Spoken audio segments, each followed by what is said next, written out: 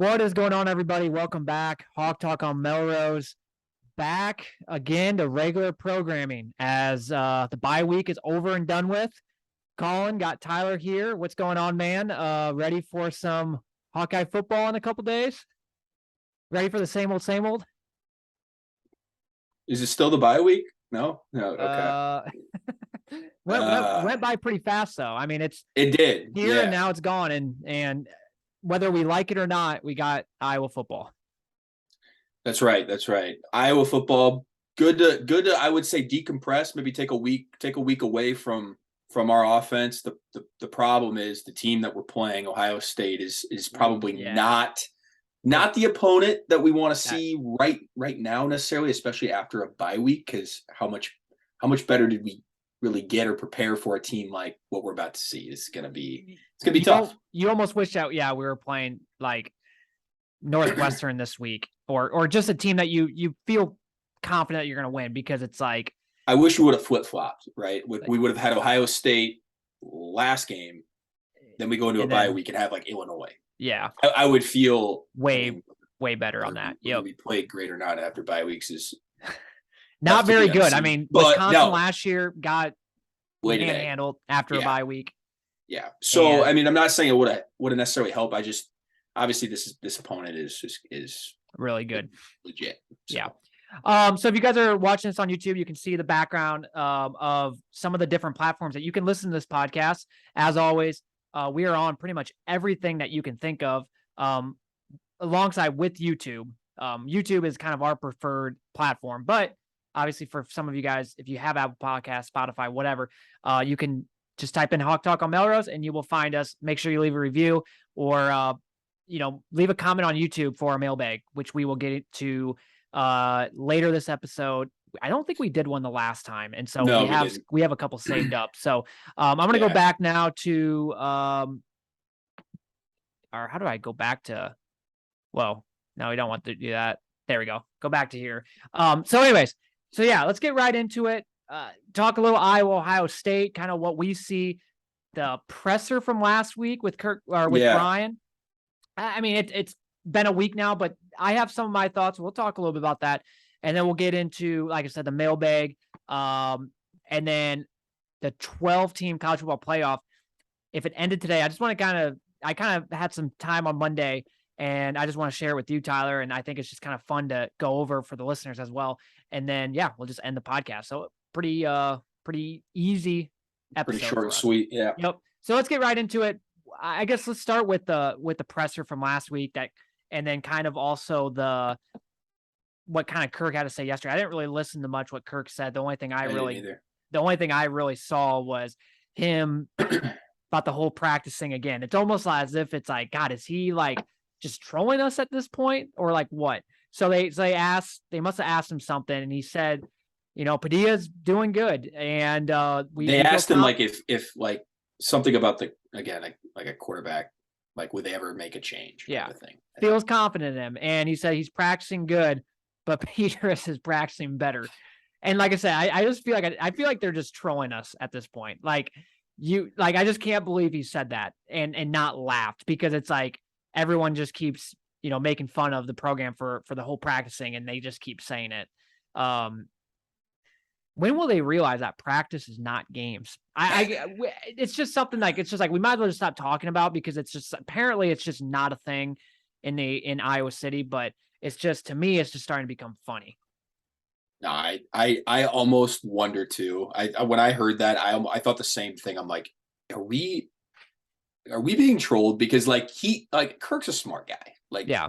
Whether he wants to say he doesn't listen to the noise, I mean, there eventually it starts to creep in, and like the practice comment, like 6-7 weeks into the season, is just a really like sad comment at this point, because we don't care what you look like in practice. We want to know what you look like in the games. And we do.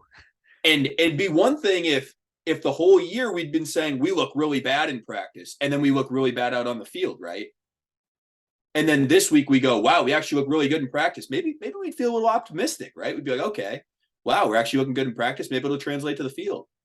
The problem is, like you said, this has been ongoing since what seems like the off season. Yeah. Practices where where Petrus is doing really well in practice. It looks like everyone's stepping up in practice. We keep hearing it, and the results are what they are out on the field, and it's really bad. So I take nothing from that comment. This is a joke at this point. Like what they're saying, they are dodging the real issues and the real questions per usual right now, and it's really annoying. And yeah, we'll get to obviously the other comment that was made, but yeah, well, we'll just transition right into or with Brian last week, and kind of talking about. And okay, I will say this: I really enjoyed that they actually asked him some challenging questions, like the one question about would you step down, with being the coach's son, stuff like that. And he kind of said something about how he's not just going to back down. Pretty much, he can't go home to his children being a quitter or whatever. So that kind of implies to me that going into like next year, the only way he's not going to be on the staff is someone above makes a decision. That he'll. I mean, that's what I kind of got out of that. I don't know. Maybe that was just something he just said at the time. But how just doubling down on the body of work of Spencer Petras, as if like he's doing a good job, and then him making the comment of what's the upside of putting in Padilla. Well, what's the upside of keeping Petras out there? I mean, like it's mind-boggling to me how they think that Petras is the answer. And I don't truly think they really deep down think Petras is the answer. I just think, and like Chris Williams said this on his podcast with Chris Hassel, he really thinks that Ferentz is he's at the point now where he just doesn't want to make the switch, because if Padilla somehow or some way looks good, it's going to make, Ferentz look horrible. It's an ego thing. Yeah. I mean, at this point, the fans and the media have been clamoring for this for weeks. And if it turns out that we're right and they're wrong, how does that make them look? And the questions will start to rise, like, what are you guys doing? And he does not, I mean, any coach would not want that type of heat. And I get that, but I agree with you. The comment about the upside, like, what's the upside? It's like, what are we talking about right now? What's the upside? We might actually compete, and we might actually be able to create a spark on the offense. Yeah. Players might be like, let's go. We got a new face in here. Let's, look at the Northwestern game last year. Offense just immediately sparked when Padilla went in. It's been proven that it worked last year. We just saw it a year ago. And I don't know. It's tough to listen to at this point, but yeah, go ahead. And this isn't the first go around. You go back to 2014 when we had Jake Rudock, terrible, not very good. And the offense wasn't very good. And it took all the way until the offseason to put in Beathard, and look at what Beathard did. I mean, Beathard was clearly a better player than Rudock, and why we kept Rudock out there the entire year of 2014. Go back to Jake Christensen, Ricky Stanzi. They kept Jake Christensen way long in there, and then they finally bring in Stanzi, much better quarterback. So this isn't the first go around where it's like, are we sure that the best quarterback is really out there, or really should be starting right now? Are you sure the best quarterback's not on the bench right now? Because this isn't the first time that this has happened. And I don't think, I mean, our offense has so many problems. I don't care if you put in Labus or Padilla, but I just think, what's the upside? Well, the upside is something different, just see if something happens.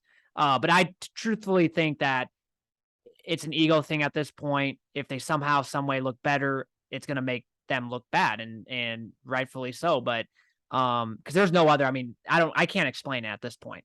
Yeah. No, it really is truly unexplainable. I mean, to say that, because I mean, literally we are like literally one of the worst teams on offense, to not try something different is really, like, you can't explain it. Like they try to say it's a problem, Collin, when they ask him why not make the switch or what, and Brian goes, what's the upside? He answers the question with a question. That's how bad this has gotten. Yeah, by the way. He can't. If you notice that, you can't answer it. You didn't answer it with an answer. You answered it with another question. When you tweeted that, I mean, remember, I'm like, watch it, like you could tell, because he asked the question again, and I know from experience when I re-ask a question, I know that I heard the first time. I just need to gather my thoughts, and so I asked the question again to Yep. give me some time to really think about the Oh, answers. you could see the old ticker just Yeah. thinking of just whatever would come to him like in Yep. that moment because he couldn't answer the question. No. And the media, like you said, asked a great question. Yeah, they did.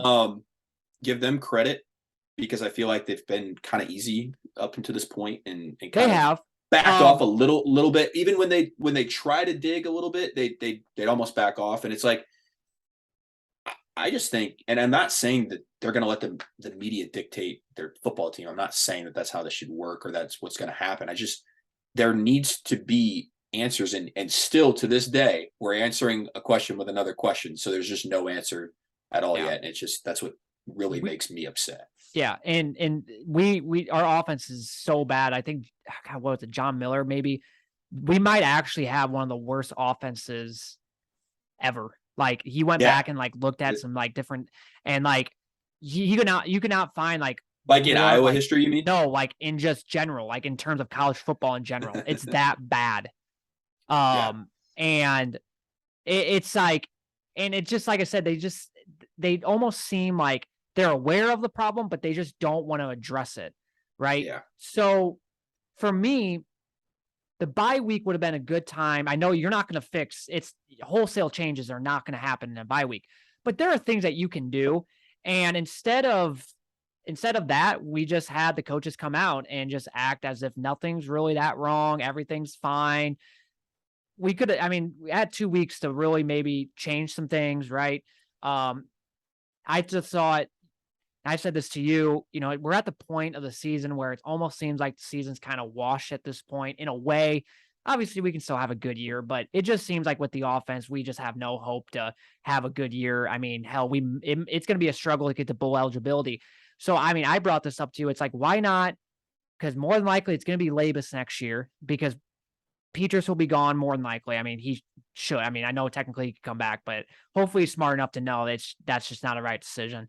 And then Padilla probably won't come back. I mean, why would he? So it's probably gonna be Joey Labus. So it's just like at this point, it's like, why not just even if he's not really ready, why not just start him the rest of the season? Because we're gonna go into next year and we're gonna have no quarterback that has any experience, even though we could have gave Labus many opportunities, or we're gonna look back and be like, God, we should have gave him opportunity in this game. We should have gave him opportunity, and we're not going to. Like, for example, on Saturday, we might be down 35-7 at some point. And what we're going to do is we're just going to keep trotting out Petras. Why not just put in Padilla or Labus just to see, even though, because the game's over with at that point, right? So it's like, why not just put in a backup quarterback who, I mean, it just might as well do it. Yes. But we're never going to do that. And that's just what frustrates me.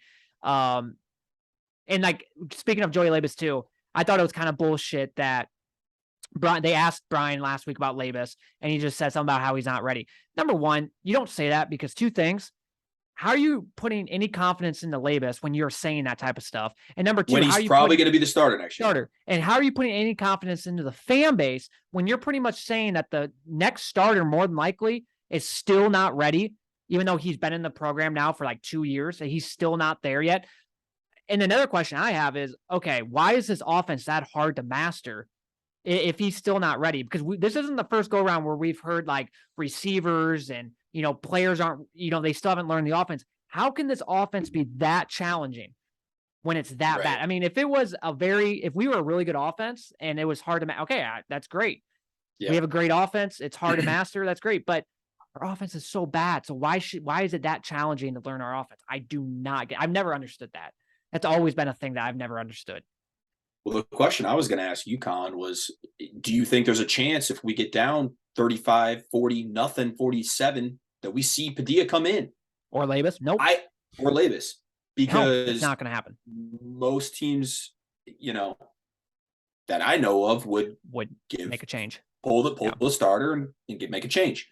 Now, I think that really, if you're correct in that they won't do that, then that is literally proof that this coaching staff does not even want to risk Labus or Padilla looking good, albeit probably against Ohio State's second, third stringers at that point, right? Yeah, they'd probably have. But still, like, you don't even want them to, like, imagine Padilla comes in and throws like 2 touchdowns. Could you imagine you're right. I don't think it'll happen. No. Even though it should, it won't happen. Like I said. And then, yeah. Well, continue. You can continue. Well, I was just going to say really quick. I mean, no, you brought that up to me, that question about like,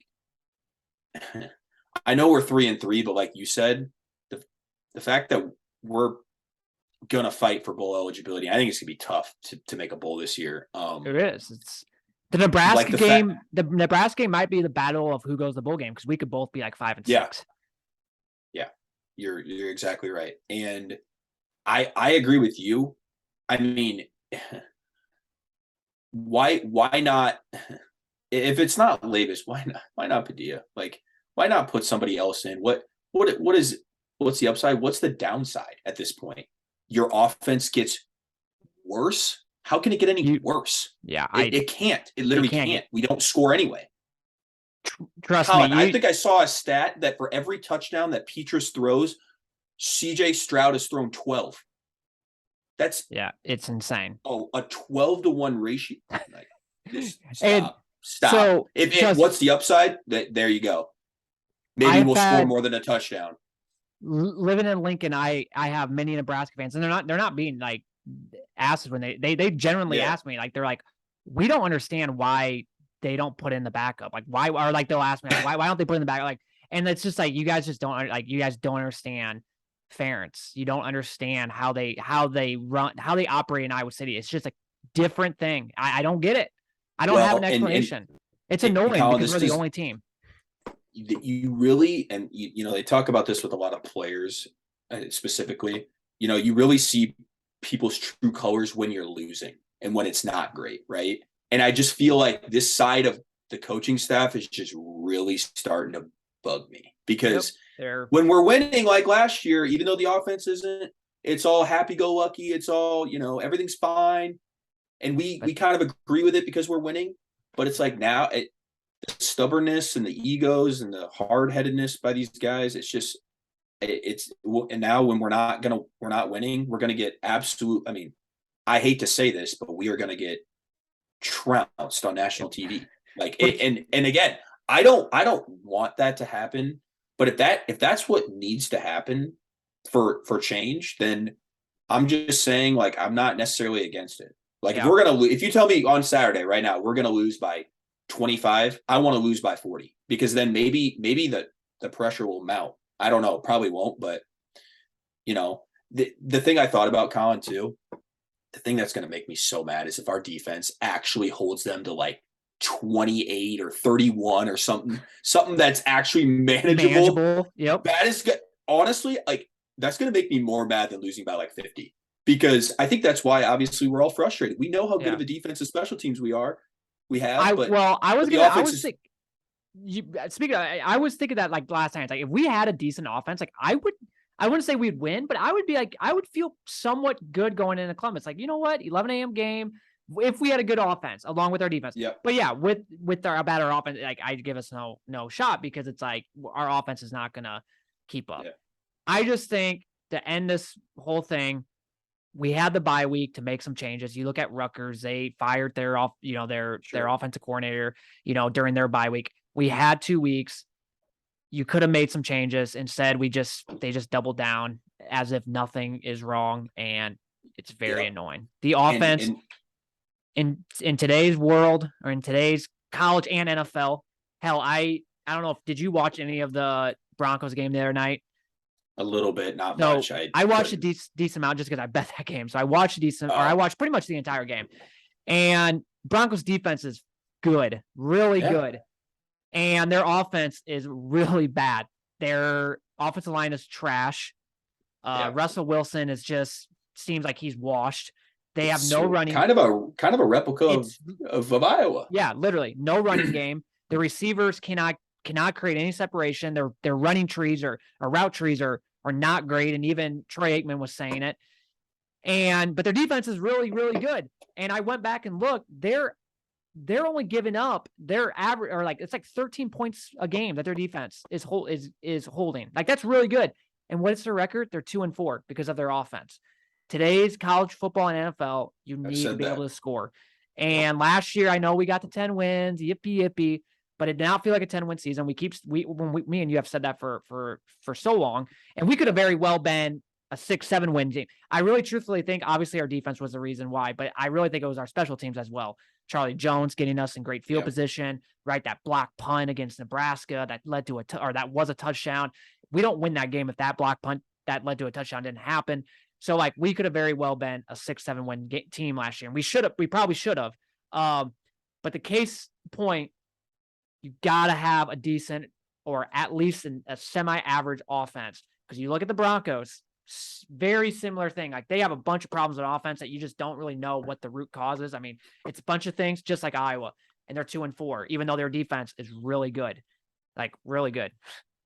So I was thinking that the other day or yesterday or something like that. And it's comparing apples to apples, and it's so true. Yeah, except in the NFL, there's kind of a really short leash, especially with like what Nathaniel Hackett. They're like already like kind of calling for his job. Like, yeah, they are.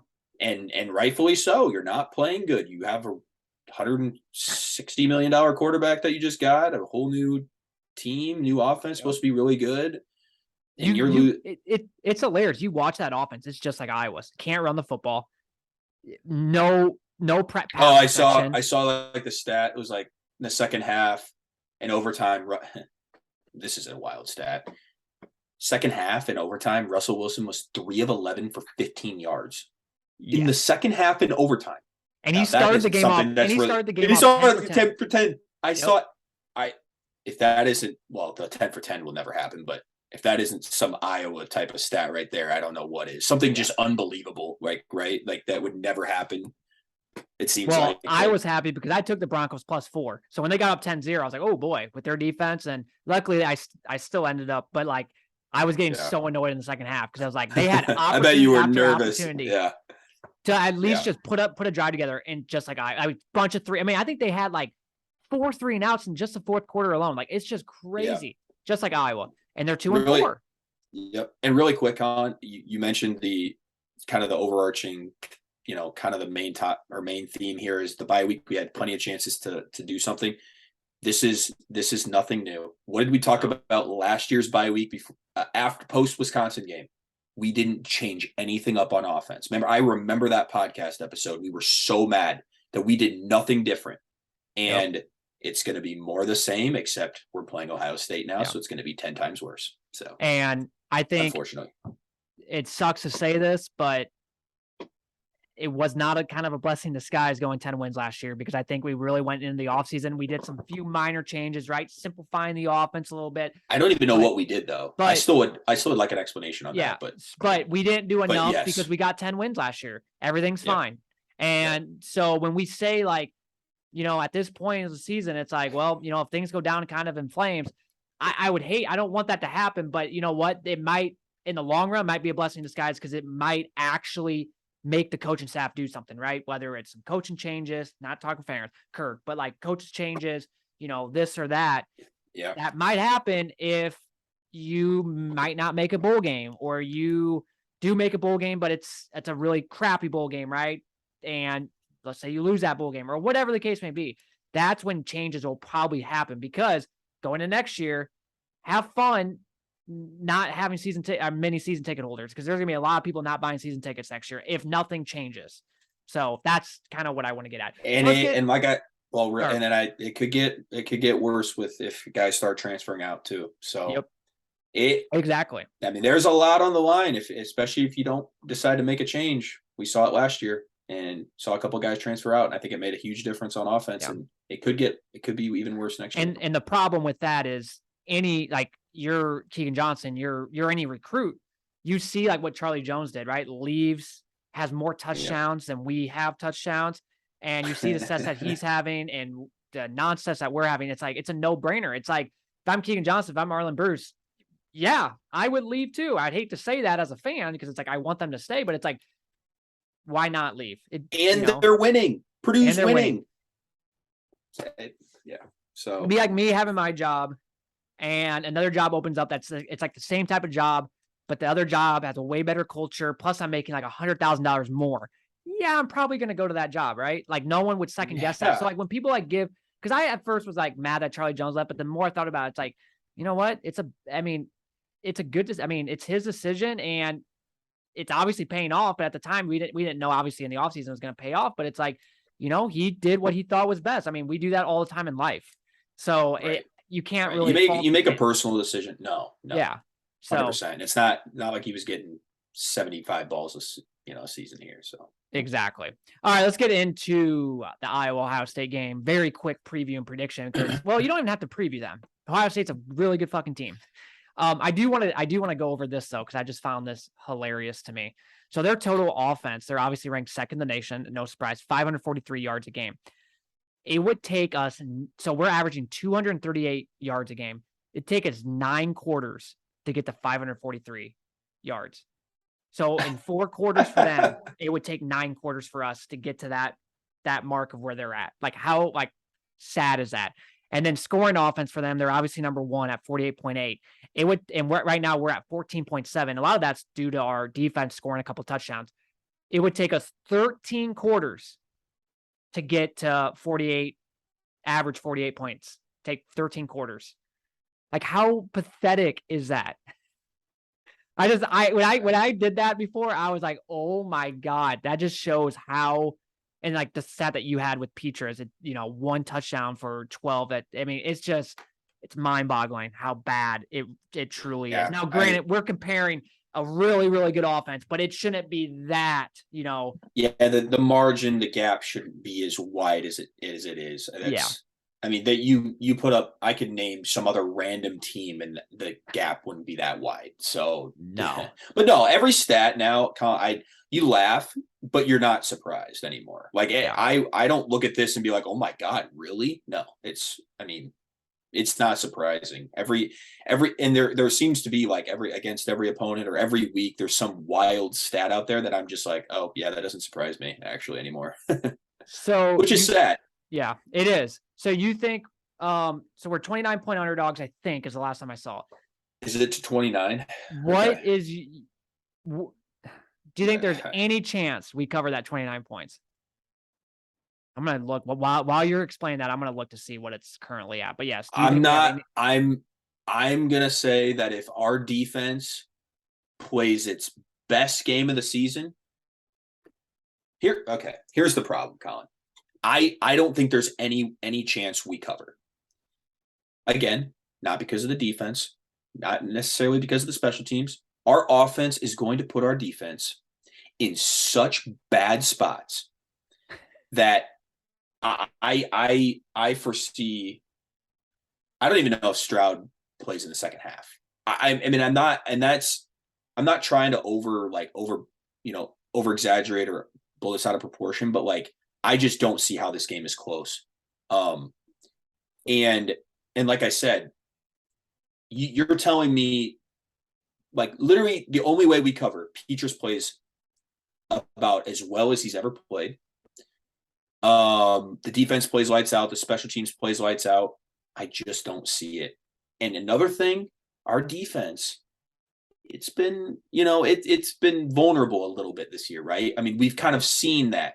Now, we have not really been tested vertically this year, defensively. We're about to be tested as vertically as we're ever going to be this game because I see here on the notes, a return of Jackson Smith and Jigba is back. Go figure. Go figure. He's been Right. out for, I think, was it a hamstring maybe or something? I can't remember. Yeah. I think he got hurt. Wasn't the first game of the season or something like that? It was like the first game. So, of course, after a bye week, he's coming back, testing it out. I'm sure he'll play. Not that they need him, but the receiving core is insane. And he's back now too. So I know our defense is going to give up some big plays. It's going to happen. Ohio State's offense is known for big plays and explosiveness. Yeah. So you're asking our defense to play perfect. They're not going to play perfect. No. And our offense is going to be terrible. Ohio State, actually, believe it or not, has a top 5 defense now? Top 5, yeah, total defense. So, and scoring so top no, 10. We're not scoring. I legitimately, Collin, I don't know. Do you think we get more than like 6 points, 7 points, 10 points? I don't I know. would I can't see say, it. okay, so I was gonna say this. If you kind of wanted to compare, okay, like the last game that Ohio State played with at Michigan State, right? Michigan State, I think, is very similar to Iowa. Just not very good teams, right? Like pretty average. I would say our defense is obviously better than Michigan State's. And their offense put up 20, but they only had 13 at half, and then they put up like a garbage time touchdown in the fourth quarter. But Michigan State's offense is better than ours, and so they only Yes. had 13 points at half. So I just don't see. I mean, we're not going to get to 13 points at half. So maybe we get a garbage time touchdown, and then maybe in the first half we get a field goal out. So I would say the max that we're going to put up point wise, I would say 10 to 13 points, somewhere around there. Maybe one touchdown in the fourth quarter, and then maybe like one or two field goals, like whether it's in the first half, because there's going to be at least what we're going to start. There's going to be at least one drive where we get good field position, just because maybe a turnover or something. Sure. And so maybe that's the drive that we kick a field goal. But other than that, no. 29 is a large It's number. actually 30 so now. it's By the 30. way. Okay, Yeah, 30 points is a lot of points. It It is. wouldn't shock me if our defense and special teams play, like I said, their best of their abilities, their best game. We could keep it under 30, I think. But the fact that how many 3-and-outs we're gonna have this weekend, dude. Like how many plays Ohio State's gonna run compared to us. Like it's gonna be insane. Yeah. And that's not counting the And that's why quick deep bomb that doesn't even count. Like you don't even have the ball that long. They just chuck it deep and score a touchdown. So that's why I wish we went in here and our offense was just completely like we just did everything just completely out of like the norm. And if it backfires on us, whatever. Because I don't think if we go in there and we just try to play the same old type of game. Do you think there's any chance we're gonna look a little different? That they're just playing dumb. That they're just and we come out and just just spread have it out and completely just different game plan. Yeah. There's a chance. I mean, here's the thing. They know I think, the coaching staff, you go back to Ohio State when we played them in 2015. It's just a game where you got to put up points, else you have it's like, why even board the plane to go to Columbus? Yeah. So maybe, hopefully they are smart enough to know, like, we got to do everything. Whatever we've been doing, we have to do like the complete opposite and just hope for the best. That's what I would do anyway, because it's at the end of the day, who cares? It's not like it really matters. Problem I have, and we don't have Keegan Johnson playing. We don't. We don't have a lot of those good weapons out there yet, Collin. I don't know. Problem I have on the defensive side, I love our defense, and I said this to you on Saturday. I think the defense is even better than maybe what I even thought after watching like Michigan put up 41 points and Illinois put up.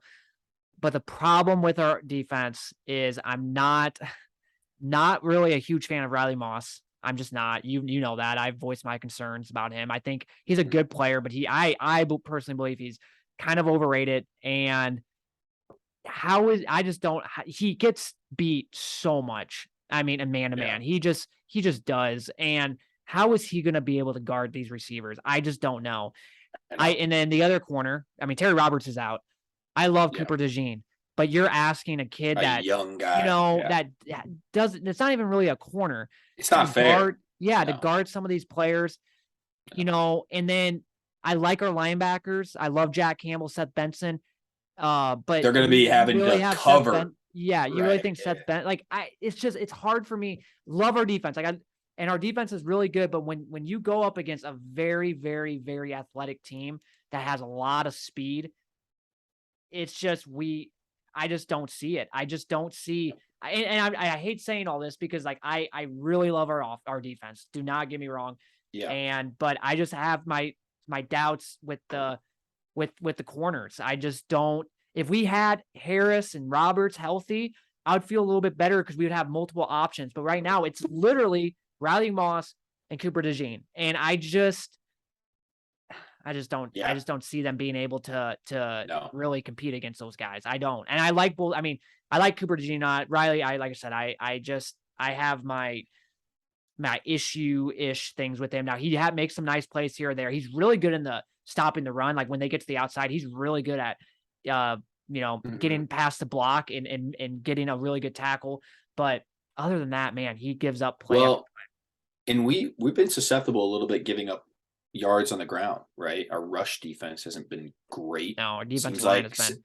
yes, and that's the thing. Like we're not going to be able to blitz a feel like a ton with those wide receivers. Those safeties are not. We're not dropping them probably in the box a whole lot. So I could see Ohio State having some success. Sorry, on the ground, Yeah. and then that's when well we start cheating a little bit. Eyes in the backfield. We bite on that play fake, and then Right touchdown over the over the top. top. Yep. And so And then, like I said, with our better offenses, if they get yeah, if no, they get up like 21-0 like that, well, game. I mean, you're literally asking your defense and special teams to try to literally play like perfect, and it's just not the team where you can do that. I no. just feel like it's just not the team you can do that. So I'm gonna say that we lose. I think it's gonna be like 45-7, 48-7. I don't see us covering, and I see us getting absolutely manhandled. I hope I'm wrong. I hope I'm wrong. But like I told you, I'm gonna be more mad if we lose a game like 28-7 or Yeah. something like that. Because I'm telling you, if our defense and special teams play well enough to keep you in a game like this, and our offense comes out and does the same old, man, that's almost worse because Ohio State is putting up a ton of points. And that shows how good our defense really truly is then. I'm gonna say 41-10 for me. Okay. They put up 49 against Michigan State, so I'm gonna give just because I think our defense is better than Michigan. I'm gonna say we give up one less touchdown, which oh boy, but 41-10. Yeah. For me, a win would be if we went into if making it like a 2-quarter game. If we went into halftime and it was a very like we were only down by maybe 2 possessions. I mean, that would be a win. And even like let's just say even the second half, let's say we end up getting blown out. If we could go into half somehow somewhat close, because national TV, a lot of people are going to tune into the first half. And if we just look respectable, I mean, that would be a win for me. Like if we went into half like only down like 17-3 or something like that would be a win. And even if like the second half kind of got, we got blown out. Colin, if we had any inkling of we knew that there was going to be some change after the bye week, I maybe be more optimistic. I wouldn't be so negative. It's just I just know how we are after bye weeks, and I know how we are this season, and it's like, man, if we do the same old I formation, we are it's we not are gonna in for a long day. And I don't even know if I'll be able to watch the whole game like that. I'm serious. Like it's we'll be together boozing. And we'll be what back in Carroll, Iowa. I'll be at your place watching the game, having a few beers or 12, depending on how the game goes. So I mean, at least we might have to turn on another game. No, I'm actually, I'd get to the point where, because I really haven't watched much Ohio State, so I'm actually excited to watch the full game of Ohio State. I've watched a decent amount of them this year, but not entire games. I think every time that they've played, I haven't really been around to watch them. So like, I'm actually kind of excited to watch them because obviously as a Big Ten fan, I'm hoping that they go to, Big Ten or to the, for sure playoff. So Michigan. Yep. And like and I will say I am curious. Like now that I'm not, it's an away game, me and you are together. I am curious to see if we try anything different. I mean, if we do and we show a little sign of life, like maybe it'll create some optimism. It'll be interesting. It'll be interesting for sure. All right, let's get into this thing that I made with the 12-team playoff. I just think it's kind of interesting. I kind of want to hear your thoughts on this. So I'm going to share the screen now. Okay. So 12-team playoff, which we know it's going to happen here pretty soon. I would say, what is it, 2025 or 2026? They're going to start that up. So this is how I would do it if it was my decision. So 12-team playoff, you'd have the 5 conference championship winners and then the remaining wildcard teams, which would be 7. Now, here soon, there might only be 4 Power 5 conferences if Pac-12 goes away, right? Which who knows if that will or not. But for right now, 5 and 7. Okay, seeds 1 through 5 would be the Power 5 conference championships. Clearly, I mean, why you got to reward them, and then you determine that based on like how you'd kind of line up the 5 Power 5 champions and just kind of see how they stack up record wise, and that's how you seed them 1 through 5. And then 6 through 12 would be the remaining the remaining teams. Before I go to the next slide, then so there'd be 4 rounds, obviously round 1, round 2, round 3, round 4. I might as well just go to the next slide. All right, so this is how I would do it. So the first round would be the 3rd week in December. You'd have 1 game on Friday, 3 games on Saturday, because I hate when games overlap. This would be the only. So you'd have one like Friday night, one at 11 a.m. on Saturday Saturday, morning. 2:30. Yep. Yep. The higher seed gets a home game. I just think that would be cool because, like, can you imagine in your own stadium? Yeah, I think. Yeah, no, that's what I mean. Higher seed gets a home game in their home stadium. Like, can you imagine like Iowa just some year made it the playoff and they had a home game in the like? Can you imagine the atmosphere? No, insane. So that'd be December 16th through the 17th. The fourth week in December would be the second round. So once again, one game on Friday, 3 games Saturday. This is when we start seeing the New Year's Six Bowls, and this is why a 12-team playoff is good because you can utilize all 6 New Year's Six Bowls. You can have the four of them on the fourth week, and then you can have the other 2 on the final 4. Yep. And then the final 4 would be just like every year, right? It's always New Year's Eve, and then depending on what day of New Year's Eve. So like this year, it would obviously have to be December 31st because New Year's Eve lands on a Sunday, and that's for the NFL. That would be the last 2 remaining New Year's Six Bowls, and then you would have obviously the championship game 2 weeks later.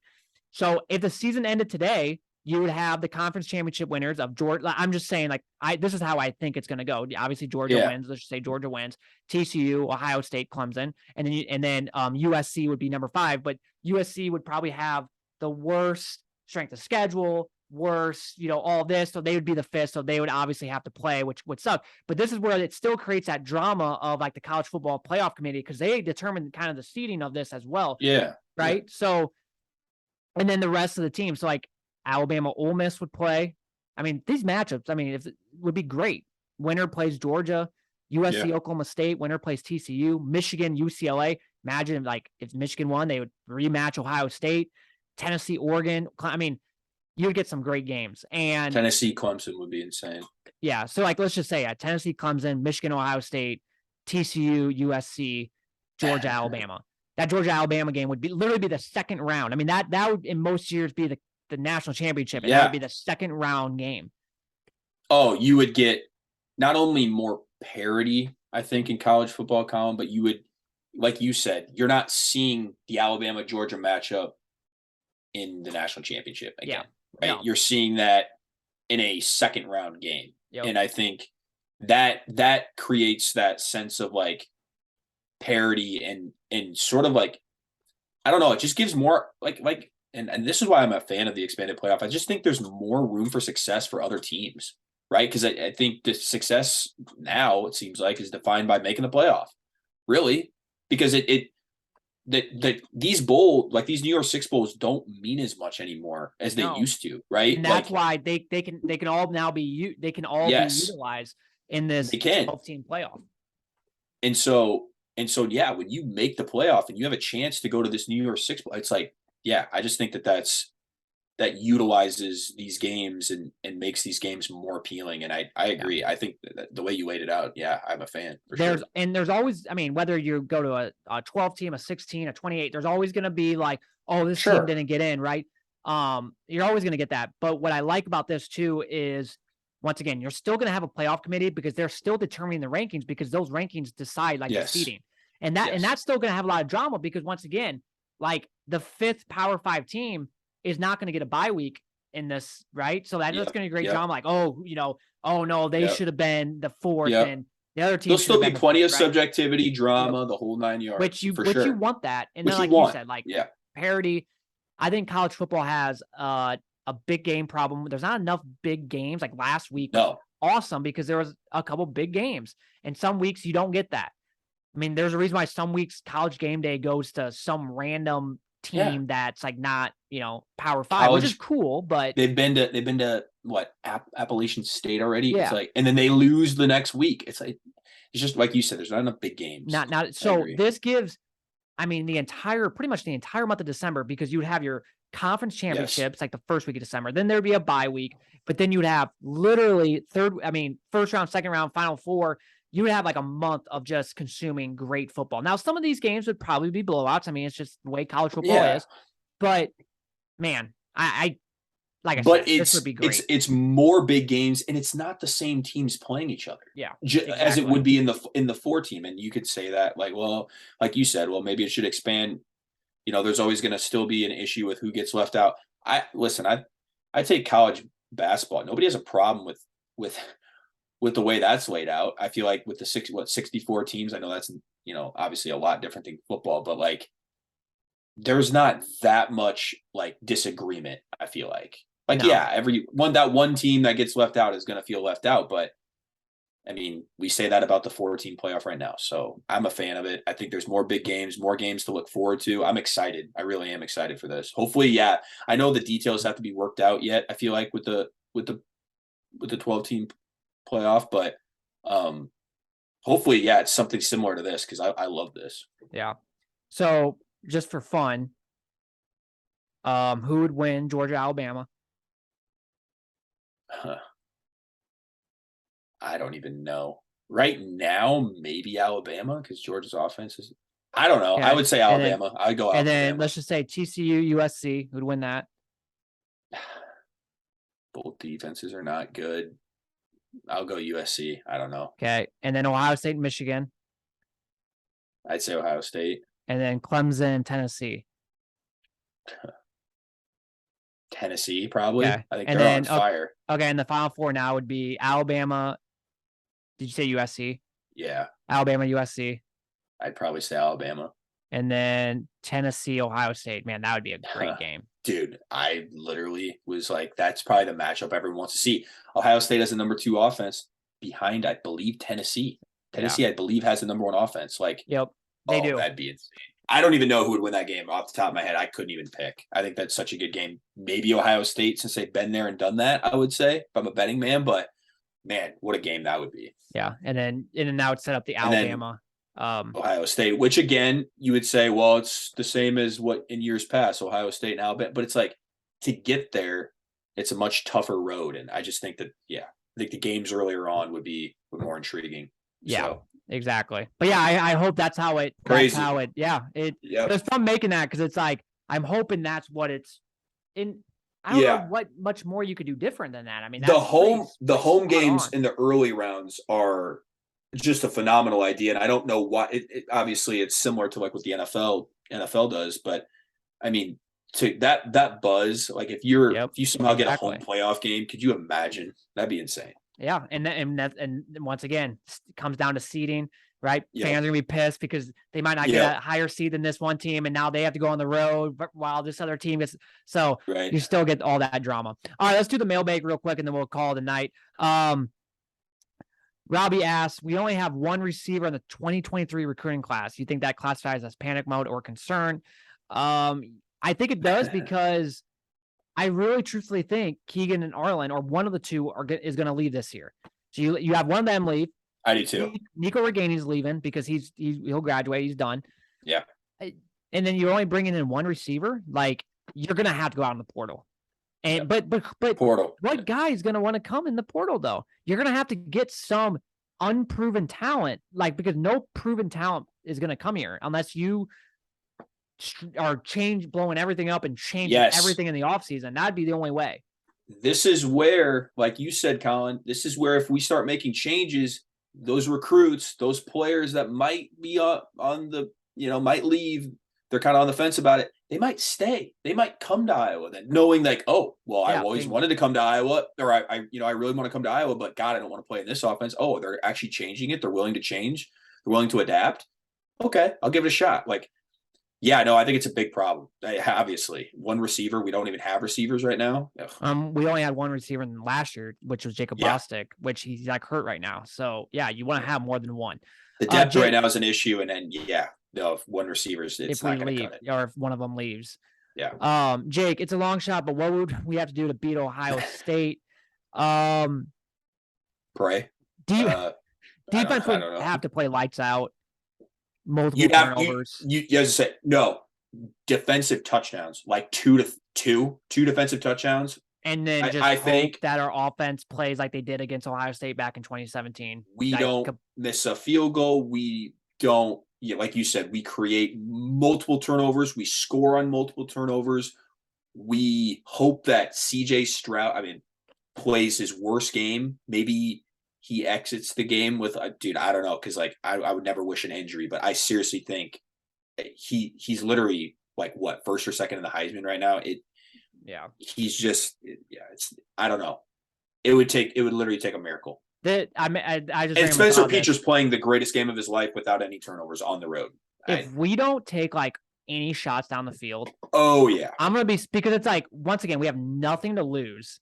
100%, dude. Great point. Yeah. So I'm going to be intrigued to see how many times we take shots down the field. So I'm saying there's a game to do it. It's this game because we have nothing to lose. I will still be interested to see what we do on offense, because it's gonna tell us a lot. I really do think that. Like what we did in the bye week.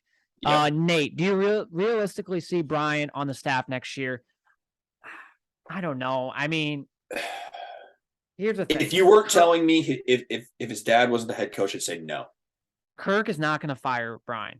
I don't think so. And will Brian leave? Will he just leave on his own terms? And it depends what type of person he is.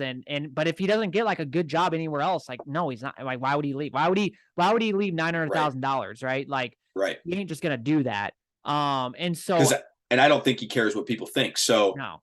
So realistically, I do see him on the staff next year, which I hate saying that, but because I don't see his dad firing him unless he gets demoted and he's like the offensive line coach or something. But even that, like, I just don't really see that happening.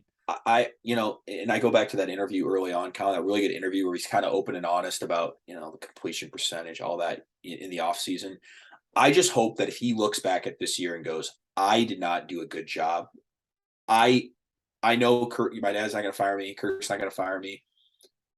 But I would hope that, like you said, he looks in the mirror and says, it's better for the team going forward if I just exit and not leave this place in such shambles on offense. I just think he would be doing a disservice by just staying and being the same type of offensive coach. Yeah. So, and then the last question from Cody: why can't Ferentz ever put his ego to the side and actually admit things are not right and try to fix the problem at hand instead of just doubling down on the issue? Great question that we've been trying to answer for weeks. We can't figure it out either. I honestly don't have an answer to this question. Should I answer it with a question? It would make me feel so much better, regardless of what we're seeing on the field, if we actually heard Ferentz say things like, this is not right, this is uncalled for, or, we are trying, we are doing everything in our possible way to try to fix this, all this stuff, right? Blah, blah, blah. I would feel so much better about things versus them just not really, or just acting as if nothing is wrong. Saying that Petrus is playing better than Petrus is the guy. Still. Yep. Like I would have so much respect for Kirk if he came out like during the bye week and was like, we evaluated the first 6 weeks. It was it was not what we wanted. It was not what we expected. It is not the way that we want to operate. And with that, we are going to make some changes. We're going to start. They don't even have to go into that much detail, right? Like they don't want to give everything away to Ohio State, but like you said, admit things are not right. And it's not right, and it's not acceptable, and move forward with a different plan. Even if the plan doesn't work, I don't even care at this point. Better than I just what we're want doing now. Right. I just want some admission that they're, we got to be better, and we're going to try this and see if it works. If it doesn't, okay, we tried. I don't know. Yeah, it's just crazy. We're about to find out because the toughest part of our schedule's still ahead, and it starts this week. So,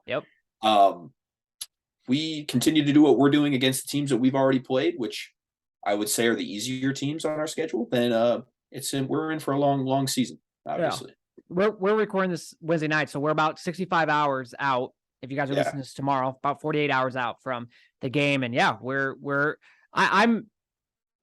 I'm not really getting pumped about this game, but I kind of am, just because I just want to see like what happens, right? Like here's the thing, I'm not going to be mad, right? Like if we get blown out, I mean, it's expected. So that's the one good thing about Saturday is I'm not going to feel like because most game days I get very nervous, right? And all this, like I'm not going to, because I already know going in. So I'm just going to be curious to see what did we do in the bye week?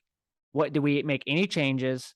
How does our defense look? I mean, honestly, I'm kind of intrigued to see how our defense looks against a very athletic, vertical, very speedy team. Like I'm actually kind of intrigued to see that. There's things. This is a playoff team, Collin. This is a playoff team. We're going to find out a lot about ourselves. Yeah. That maybe we don't even know yet. Like, really, how good is our defense? Like, we have a great defense, but if somehow, even like you said, if we had that offense that was fantastic, are they able to compete? This defense is able to still compete, Yeah. and it's not fair to them to judge them in this game because our offense is going to put them in such bad positions. But it will be interesting for It will sure. be. I think they'll play. I could see them playing well for a while at least. I wouldn't be shocked by that. That's why They're too good. They're too good. Yeah, right. that's why I said if we went into halftime and it's kind of like the Michigan game, right? Like we were still like they were only up by 14 points. Like if like that would be a win for me, regardless of what happens in the second half. If we went into halftime somewhat only down by a little bit, that's a win for me. Like I would say let's take some shots during half because we won this game, even though we're not going to, but it kind of feels like a win. So all right, man. Well, that should do it. See you this weekend. Yeah. Yeah. Looking forward to it. Hell yeah. Gonna see you Friday night. Halloween ends. Yeah. I'm pumped. Hopefully it's come on, Michael. Movie. Come on, it's coming to an end. I got a feeling. Well, coming to an end. 5 years from now, they'll be making another. Yeah, they'll redo the 3 again. So that's just how it works. But yeah, excited to see you. Excited to see everybody on Friday night and be able to watch the Iowa game together. And yeah, we'll be back Sunday, Monday. Probably trying to do an episode. Yeah, try to do one. So probably not really much to talk about, but who knows?